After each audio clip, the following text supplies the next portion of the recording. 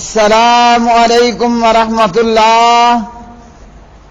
پیارے بھائیوں اور میری معززات ماں بہنوں اور بیٹیوں، بلوغ المرام کتاب الجنائز سبق نمبر ہے 112۔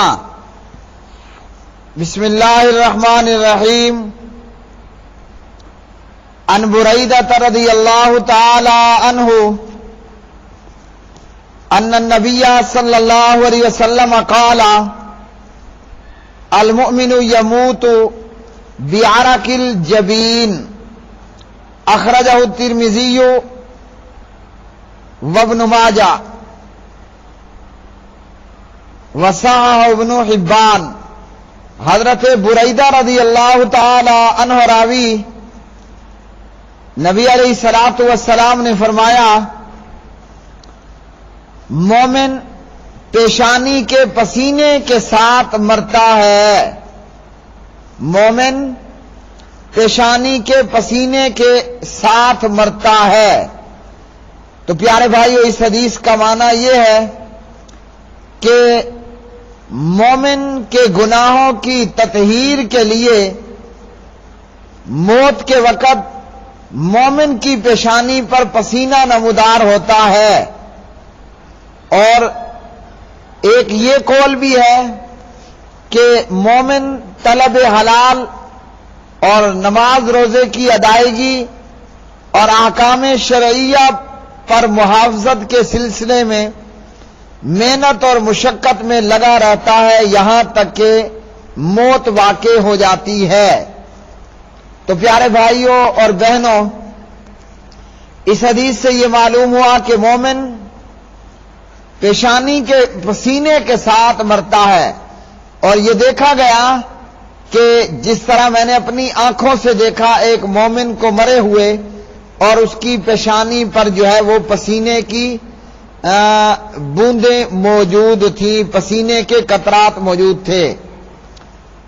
اگلی حدیث، عن ابی سعید وابی ہریرہ رضی اللہ تعالی عنہما قال قال رسول اللہ صلی اللہ علیہ وسلم لکنوا موتاکم لا الہ الا اللہ، رواہ مسلم۔ پیارے نبی علیہ الصلوۃ والسلام نے فرمایا، اپنے مرنے والوں کو لا الہ الا اللہ کی تلقین کرو۔ جو بندہ فوت ہو رہا ہے اسے لا الہ الا اللہ پڑھنے کا کہو۔ اس کے تعلق سے علماء فرماتے ہیں، مستحب یہ ہے کہ جو مر رہا ہے اسے پیار اور محبت سے نرمی کے ساتھ لا الہ الا اللہ یاد دلائیں اور زیادہ اصرار نہ کریں، ایسا نہ ہو کہ وہ انکار کر بیٹھے۔ اسی طرح بعض علماء نے یہ کہا کہ میت کو کہا جائے کہ وہ لا الہ الا اللہ پڑھے۔ نبی علیہ الصلوۃ والسلام ایک انصاری صحابی کی عیادت کے لیے تشریف لے گئے تو آپ صلی اللہ علیہ وسلم نے فرمایا، یا خال، اے ماموں، قل لا الہ الا اللہ، آپ کہیے لا الہ الا اللہ، لا الہ الا اللہ پڑھیے، لا الہ الا اللہ کہیے۔ مسند امام احمد ابن حنبل رحمہ اللہ۔ تو میرے پیارے بھائیوں، اس حدیث سے ہمیں یہ معلوم ہوا کہ جو شخص فوت ہو رہا ہے اس کا آخری وقت ہے، ارد گرد والوں کو چاہیے کہ اسے لا الہ الا اللہ پڑھنے کی تلقین کریں، نہ کہ اس کے قریب جا کر جو ہے وہ واویلا کریں اور روئیں، بلکہ احسن انداز میں، اچھے انداز میں اسے لا الہ الا اللہ پڑھنے کی تلقین کی جائے اور وہ مرتے وقت اپنی زبان سے جو ہے وہ لا الہ الا اللہ کہے، کیونکہ جس کا خاتمہ لا الہ الا اللہ پر ہوا وہ جنتی ہے۔ لیکن یہاں یہ یاد رکھیے بشرطے کہ وہ لا الہ الا اللہ کے تقاضوں کو پورا کرنے والا بھی ہو. ایسا نہ ہو کہ بے عمل اور بد عمل ہو، نماز روزہ چھوڑنے والا ہو، یا قبروں کا اور اسی طرح دیگر شرک کا پجاری اور قبر پوجا کے اندر مبتلا ہو، تو اس کو یہ فضیلت حاصل نہیں. اگلی حدیث عن ماکل بن یسار رضی اللہ تعالی عنہ ان النبی صلی اللہ علیہ وسلم قال اقرؤوا علی موتاکم یاسین رواہ ابو داود والنسائی وصححہ ابن حبان. ماکل بن یسار رضی اللہ تعالی عنہ راوی ہے. نبی علیہ الصلوۃ والسلام نے فرمایا کہ اپنے مرنے والوں کے قریب سورہ یاسین پڑھا کرو. علامہ زبیر علی زئی رحمہ اللہ فرماتے ہیں کہ روایت ضعیف ہے. تو اس روایت کے اندر کہا گیا کہ مرنے والوں پر یاسین پڑھو، جبکہ یہ روایت سندن صحیح نہیں.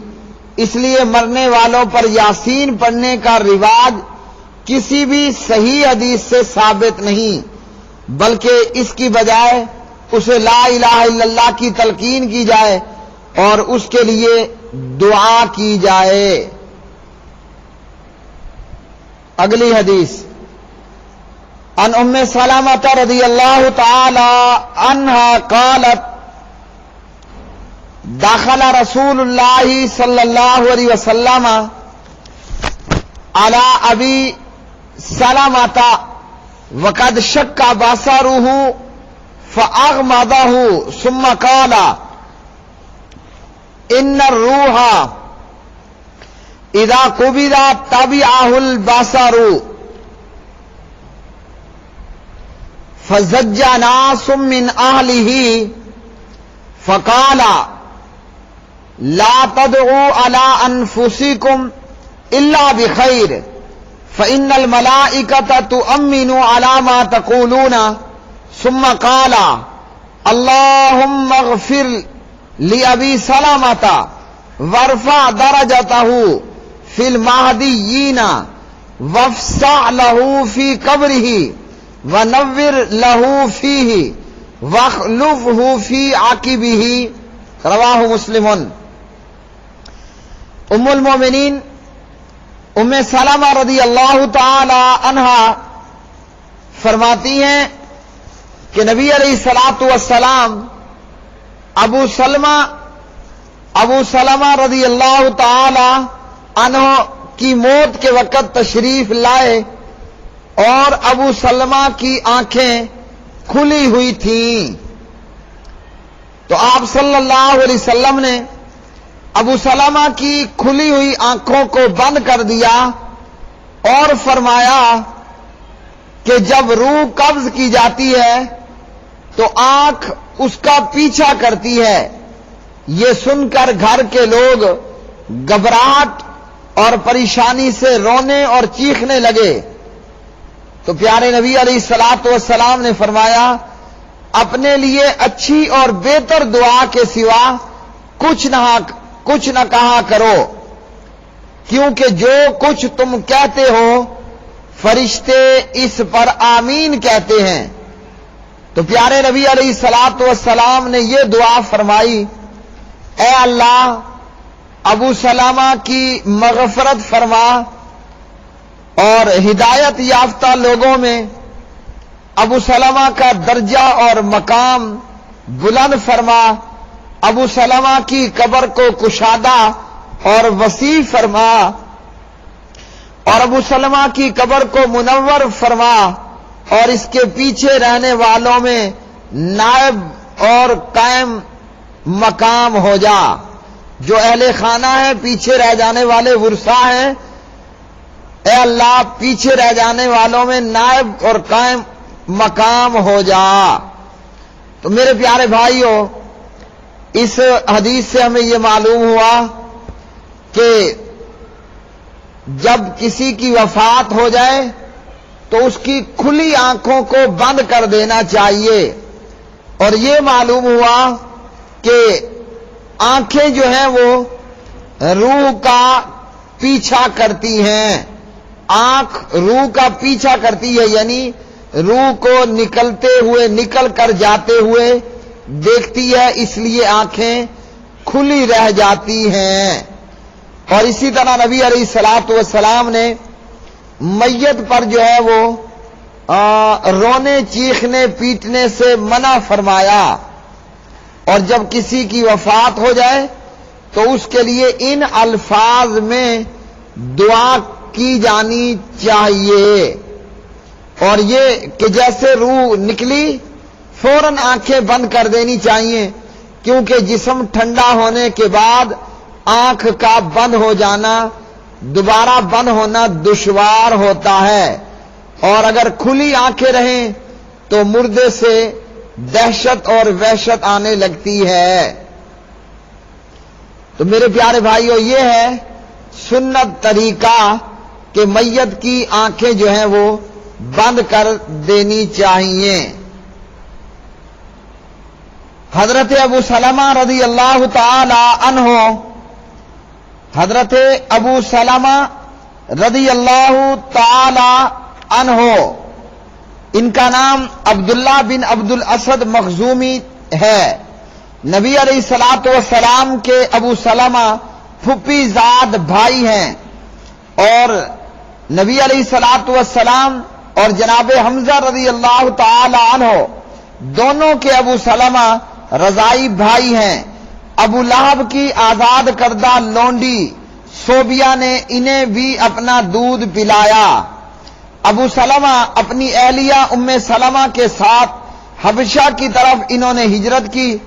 غزوہ بدر میں شریک ہوئے. غزوہ احد کے اندر زخمی ہوئے. زخم پہلے درست ہوا پھر خراب ہو گیا، اور 4 ہجری میں جمادی الاولیٰ کی 3 تاریخ کو حضرت ابو سلمہ رضی اللہ تعالی عنہ نے وفات پائی.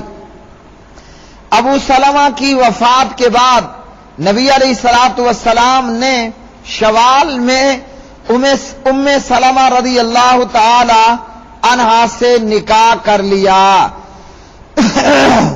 اگلی حدیث، ان عائشہ رضی اللہ تعالی عنہا ان النبی صلی اللہ علیہ وسلم حین توفی سجیا ببرد حبرۃ، متفق علیہ. سید عائشہ رضی اللہ تعالی عنہ راویہ فرماتی ہیں کہ نبی علیہ الصلوۃ والسلام جب فوت ہوئے تو آپ کو ایک دھاری دار چادر سے ڈانپ دیا گیا.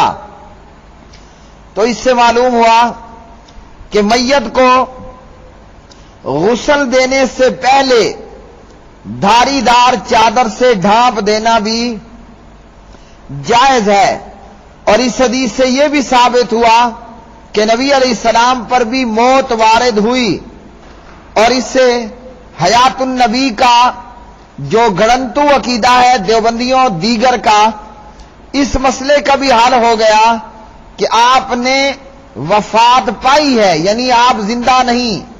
آپ کے ساتھ وہ عمل کیا گیا جو فوت ہونے والوں کے ساتھ کیا جاتا ہے. پیارے بھائیوں، آج کے سبق سے جو باتیں ہمیں معلوم ہوئی وہ یہ کہ مومن جب مرتا ہے اس کی پیشانی پر پسینہ ہوتا ہے، پسینے کے قطرات، پسینے کی بوندیں موجود ہوتی ہیں.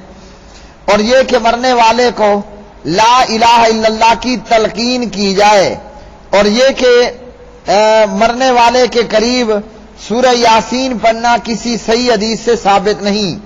اور یہ کہ جب بندہ مرتا ہے تو آنکھیں جو ہے وہ روح کا پیچھا کرتی ہیں. رونے اور چیخنے کی بجائے میت کے لیے دعائیں کی جائیں. وآخر دعوانا ان الحمد للہ رب العالمین.